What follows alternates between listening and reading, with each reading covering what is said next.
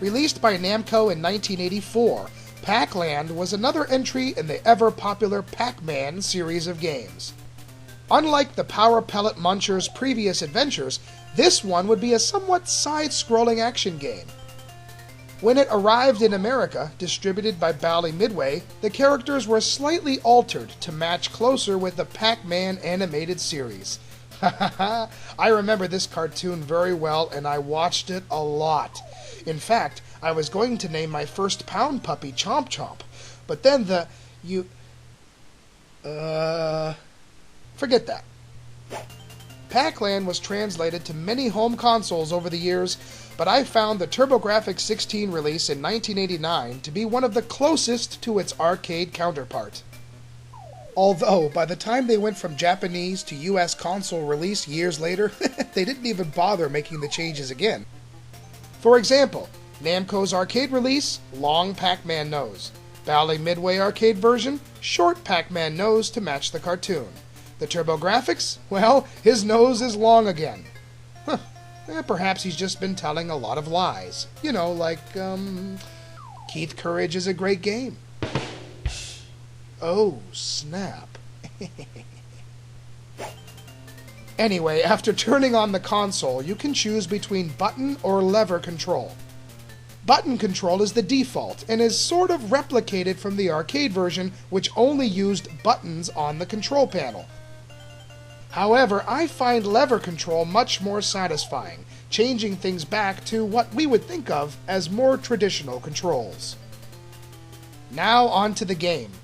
A fairy princess has magically appeared and asked Pac-Man to help save her, and being the kind-hearted yellow circle thing that he is, he agrees and crosses through 32 different stages in order to do so.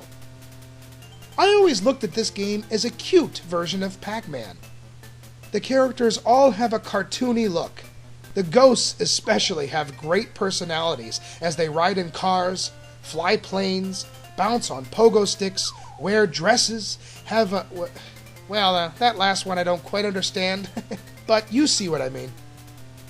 The goal is to get Pac-Man from one side of the stage to the other by running, jumping, avoiding ghosts, collecting fruit, and finding hidden items.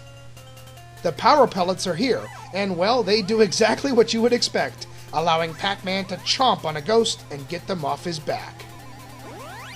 After each third area, the princess will appear giving Pac magic shoes for flying, this time switching gameplay from right to left. Now don't let the cuteness fool you, it's not an easy trek and can be quite long.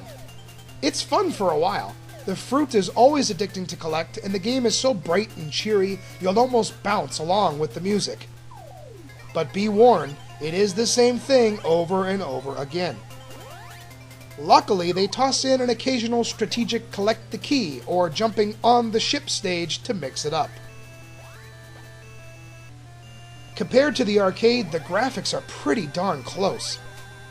The colors pop, Pac-Man's animation is quite good, and you'll find little subtle things here and there. The arcade version had some multi-scrolling backgrounds which are mostly missing except in a couple of random levels. Keep in mind, everything is quite simple, but in comparison, the Turbo does a really faithful job. The sound effects and music are also pretty much identical. They sound really good on the TurboGrafx, with the main theme seemingly ripped straight from the Pac-Man cartoon.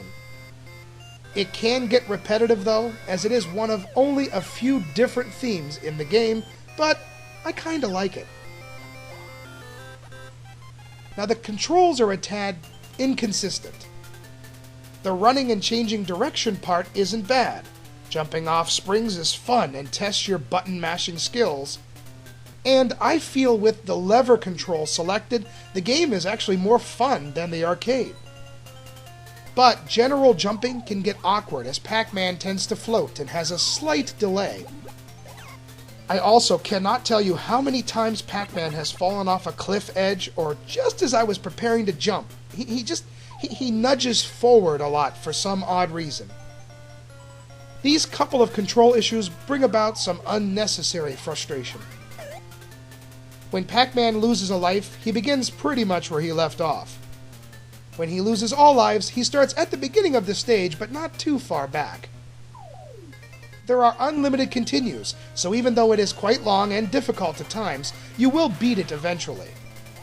And if you do, you are rewarded with Pac-Land Pro. This is a really tricky version of the game with faster enemies, unique quirks, and design changes. Is it worth your time? Yeah, I'd say so, but again, it all depends on you. Me personally, I like Pac-Land. It was the third TurboGrafx game I ever got, and oh yeah, see? I even have number 3 written on the manual. And it kept up my faith that picking the TurboGrafx was the right thing. And yes, for those of you who are wondering, I do still have my original pound puppy. His name ended up being Cuddles. See? That's way better than Chomp Chomp. That's way... Wow. Pac-Land is a difficult game to review because it is not stellar in many areas.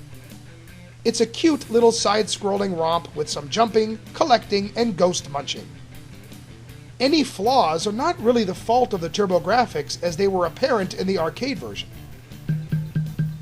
Since this translation is pretty darn close to its arcade counterpart, I'd recommend it if you like the game or want to try a slightly different variation to the normally overhead maze-designed Pac-Man.